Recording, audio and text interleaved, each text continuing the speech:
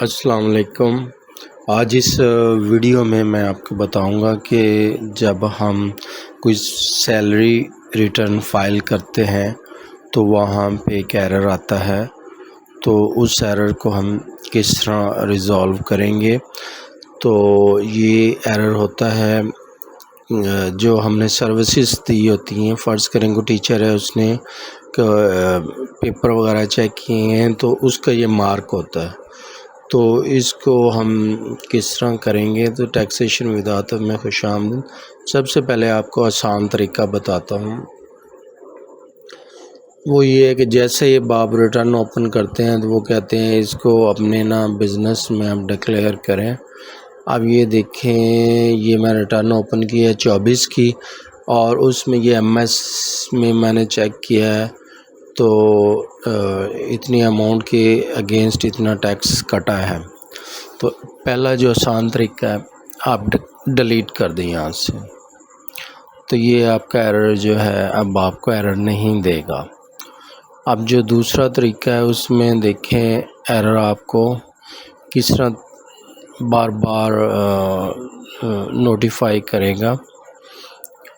تو let suppose private teacher ہے، اس کی سیلری 3.5 لاکھ ہے اور اس کو ہم نے ڈکلیئر کرنا ہے، تو چونکہ ایم آئی ایس میں شو ہو رہا ہے تو اس لیے یہ بار بار کہہ رہا ہے کہ آپ ادھر بھی اس ہیڈ میں بھی again services must be declare under the head business, وہاں بھی ڈکلیئر کریں۔ تو یہ دیکھیں میں نے کیلکولیٹ بھی کیا ہے، پھر بھی یہ خود نہیں آ رہا تھا۔ اس سے پہلے دیکھیں یہ اب آیا ہے، اماؤنٹ اتنی اماؤنٹ آئی ہے۔ اس میں نے کمپٹیشن میں گیا لیکن یہ اب بھی شو نہیں کر رہا۔ اب یہ دیکھیں میں نے یہاں پہ ایکسپینس لکھے، کیلکولیٹ کیا، پھر اس نے ایرر دیا۔ اب اس کے بعد میں اپنی انٹری جاری رکھتا ہوں، ہاؤس ہولڈ افیکٹ لکھتا ہوں، پرسنل آئٹم لکھتا ہوں، اس کے بعد کیش ان ہینڈ جو ہے یہ پہلی ریٹرن ہے اور انہوں نے رجسٹری کروانی ہے، تو رجسٹری تھوڑی اماؤنٹ کی ہے لیکن میں یہاں پہ زیادہ لکھ رہا ہوں۔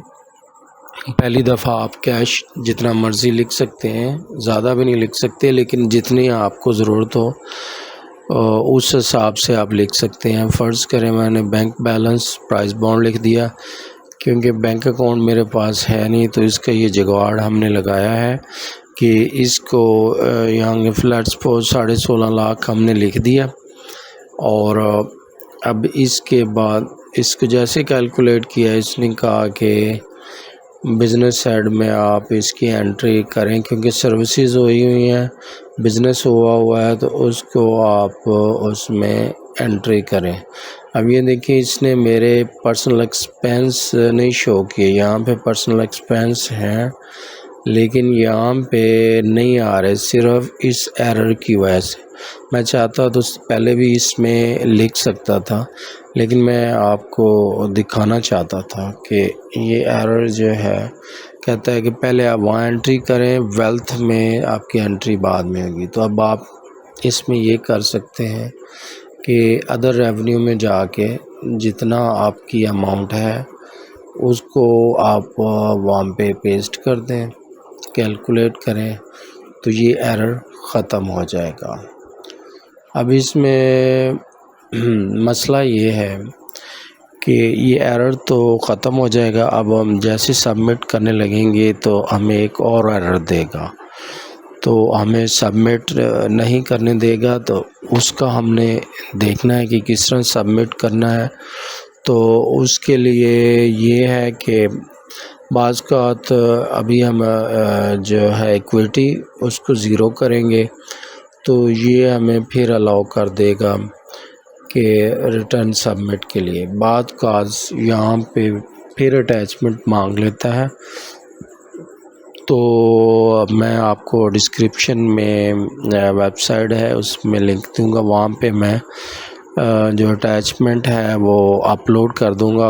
اگر آپ کو اٹیچمنٹ کا ایرر آئے تو آپ اس میں اس کو اٹیچمنٹ بھی جو ہے نا وہ کر سکتے ہیں، اس کو آپ فائنل اکاؤنٹس جو ہیں وہاں پہ جا کے اور اٹیچمنٹ کر سکتے ہیں۔ یہ دیکھیے اب میں اپنی ریٹرن کو ریکنسائل کر رہا ہوں۔ اب یہاں پہ جو بزنس ہے میں نے ادر ہی کر لیتا ہوں کیونکہ یہ سروسز کے اگینسٹ ہے، تو یہاں سے میں اس کا نا سرچ کرتا ہوں، ادر میں آتا ہوں، اس کے بعد پھر ادر میں تو اس کو انٹر کر کے اس کو ریزیڈنٹ سٹیٹس کر کے تو پھر ہم دیکھتے ہیں کہ ہماری ریٹرن سبمٹ ہوتی ہے یا ہمیں کوئی اور ایرر دیتی ہے۔